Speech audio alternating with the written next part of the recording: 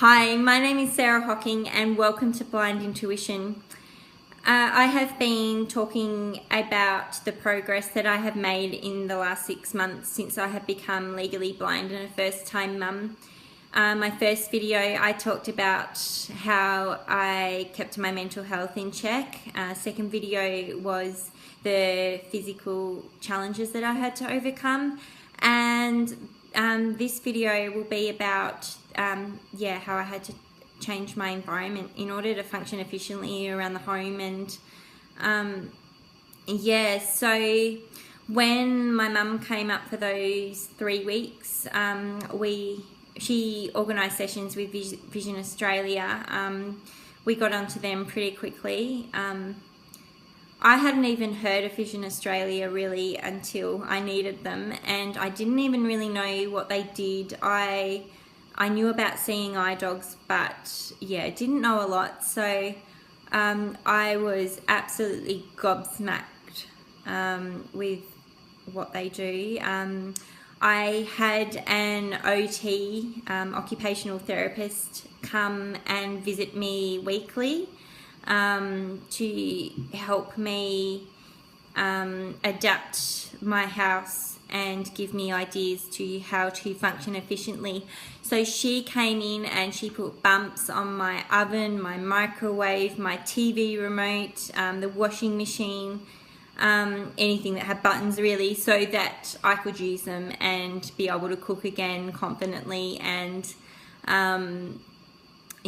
so that was really handy. She came and sorted out my pantry for me and reorganized it so that I could find everything.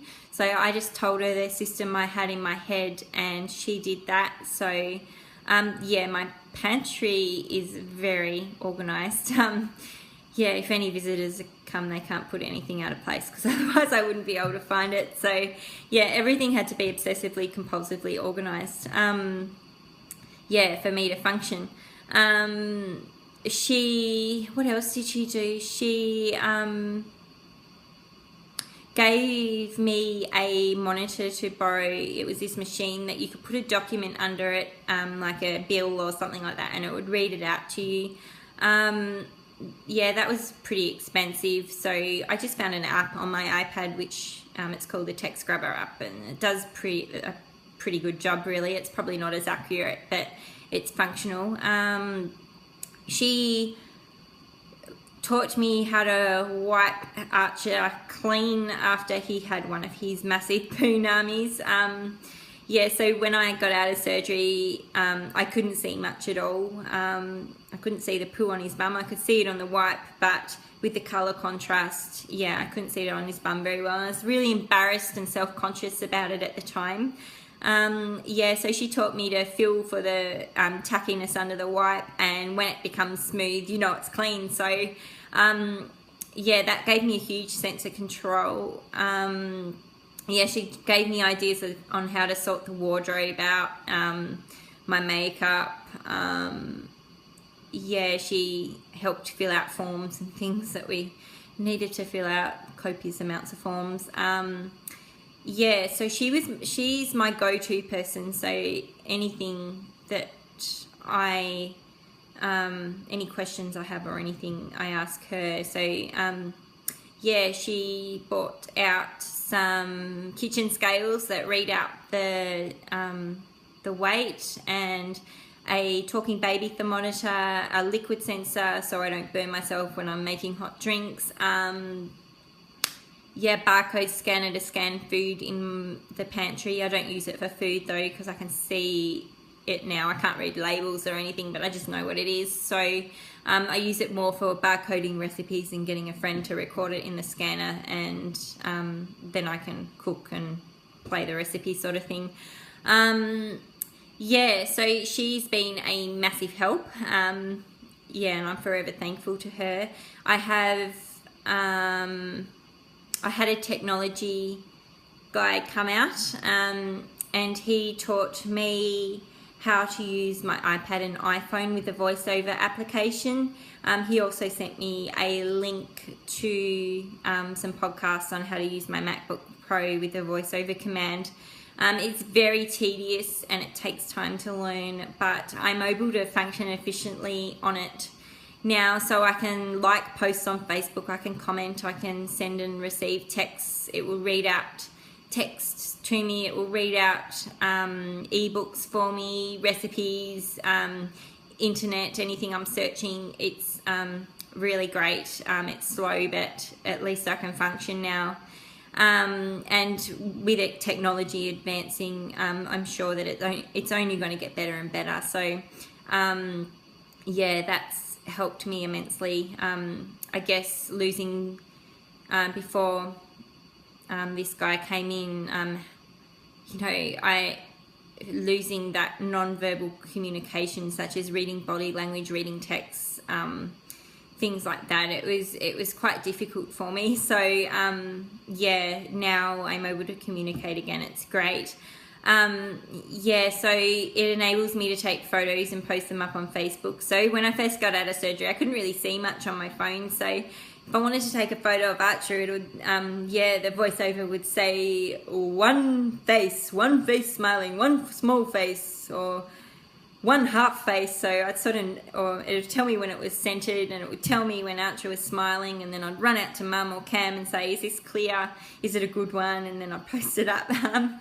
Yeah, so yeah, that was great. Now I'm at the stage where I can make out photos and zoom in on them, and yeah, I don't really need the voiceover for photos anymore. So yeah, that's good. I'm able to take them fairly confidently now, and yeah, do what I enjoy doing. Yeah, so getting out and about, I had an orientation mobility specialist come out, and she would walk with me my regular routes until I was confident enough to do them on my own. So now I'm able to independently walk to our local shopping centre, Lancel Plaza, and everything's there. So there's a hairdresser, there's a nail bar, there's Woolies and Coles and Reject Shop and Kmart, and bakeries and sushi and Cotton On, and a few other specialty shops. So yeah, I've got everything I need there and don't need to go further into Bendigo too much, except for the beautician. And the library's there as well. So yeah, I'll be able to take Archer to toddler time this year, which I've been looking forward to. And Cameron's works just up the road from there, so I've walked there and bought him lunch there a couple of times, and yeah, Baby Bunting's next door to that, and fantastic furniture. So I've really got everything I need. Yeah, and I can independently do that. Yeah, I'm at the stage where I can just go and get a couple of things I need. So when I go to the supermarket, I sort of map out, walk around, and just sort of, yeah, get to know it again. Yeah, so if I want a loaf of bread, it might take me a while to find it at first. So I can ask for help, but I'm so independent. Yeah, and then next time I go there, I just know where the bread is, so they better not rearrange it on me. Yeah, so yeah, it's really good. The next goal I have is to be able to catch the bus into Bendigo, just get in there, just to go out or do what I need to do. There's a nice pool that I like in town, a hydrotherapy pool, where I want to take Archer swimming. So yeah, if I can do that without having to get Cam to take me, yeah, that's the next thing. So yeah, that's my 3-part series over and how I've progressed. Yeah, I describe myself as very strong and determined and driven, and I think without those traits I wouldn't have, I wouldn't be where I am today. So it's only going to be upwards from here, and yeah, I'm looking forward to sharing future progress with you. Thank you.